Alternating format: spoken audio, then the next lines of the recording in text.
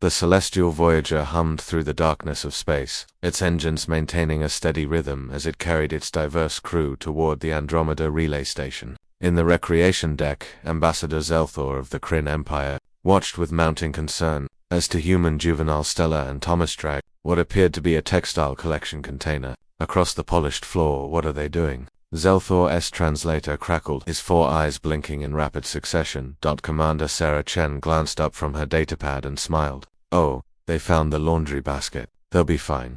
Zelthor's antennae quivered. Should they not be in the educational pod? The ship's regulations clearly state it's their rest cycle, Sarah interrupted gently. Let them play. Play. The concept still baffled most alien species in the Galactic Coalition. Zelthor had studied human behavior extensively since first contact, but the juvenile specimens remained particularly enigmatic. His people's young entered learning pods immediately after hatching, their neural pathways optimized for information absorption. They did not engage in purposeless activities. Yet here were Stella and Thomas, 7 and 8 solar cycles old respectively, turning a simple polyfiber container into something else entirely. Thomas flipped the basket upside down, his brown eyes gleaming with determination. This is the command center, he declared, crawling beneath it. His voice echoed from within the woven plastic. Stella, you're the chief engineer. We need shields at maximum power. Stella, her dark braids bouncing as she ran to the supply closet, returned with an armful of cushions and blankets.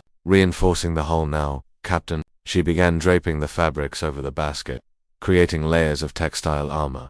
Zelthor moved closer, his scientific curiosity overriding his confusion. What strategic purpose does this serve? Thomas peeked out from under the basket's edge. We're defending Earth from the Void Serpents, obviously. They're coming through the asteroid field. He pointed at the potted plants lining the recreation deck's windows. Those are the asteroids. I see, Zelthor said, though he did not see at all. And these Void Serpents, they are hypothetical enemies. They're totally real, Stella said seriously, securing a blanket with the weight of a decorative pillow. In our imagination, the Kryn ambassador's primary brain struggled with this paradox, something simultaneously real and imaginary. His secondary brain, however, began processing something more profound. These cubs were not merely moving objects randomly. They were constructing a narrative, building a scenario, preparing for threats that did not exist. They were training. Incoming, Thomas shouted. Stella, divert all power to forward shields. Stella grabbed a plastic serving tray from a nearby table, holding it before their fortress. Shields at 120%. The dilithium crystals are overloading, but they'll hold. Dilithium crystals are fictional, Zelthor muttered. So are the Void Serpents, Commander Chen replied. But watch what they're doing. Really watch. Zelthor activated his observational protocols, his trained mind noting every detail. Thomas was making rapid calculations, trajectory angles as he pointed toward the asteroids, timing sequences for their defensive maneuvers. Stella was problem-solving in real time, adapting their structure as new threats emerged in their shared story. More remarkably, they were cooperating without hierarchy or conflict. No dominant cub emerged. No territorial dispute erupted. They simply worked together, their roles fluid and complementary. Fire photon torpedoes, Thomas commanded. Stella made explosion sounds with her mouth, her hands creating visual representations of their imaginary weapons. Direct hit, but more are coming from the starboard side. They rearranged their fortress, rotating the basket 45 degrees. Thomas called out, coordinates. Stella adjusted their shields.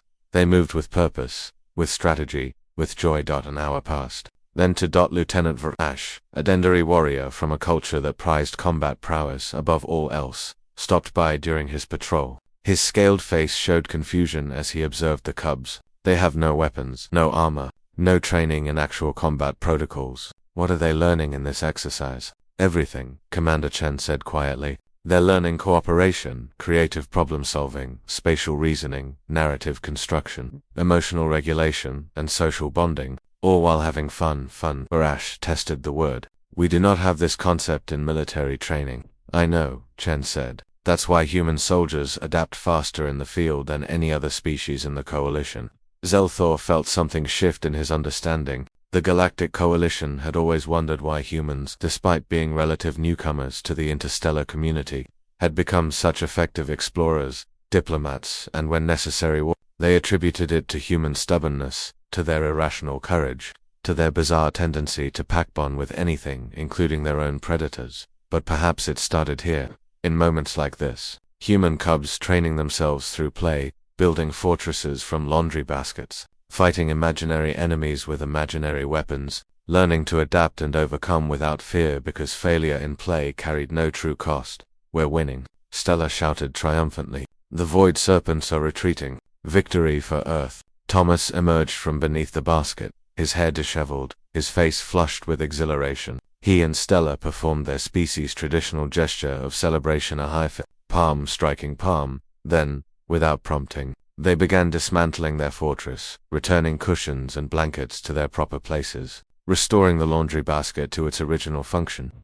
The mission is complete, Thomas said with satisfaction.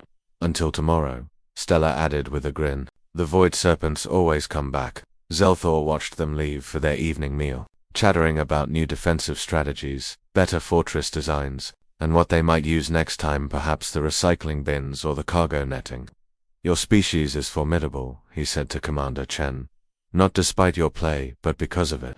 Chen smiled. Every human carries their childhood fortress with them, Ambassador. When real dangers come, when actual void serpents appear in whatever form they take, we remember. We remember that we've fought impossible battles before, even if they were only in our imagination. We remember that blankets can become shields, that laundry baskets can become command centers, that anything can become anything if you need it badly enough, and that cooperation defeats all enemies. Zelthor added thoughtfully, that too, as the celestial voyager continued its journey through the stars.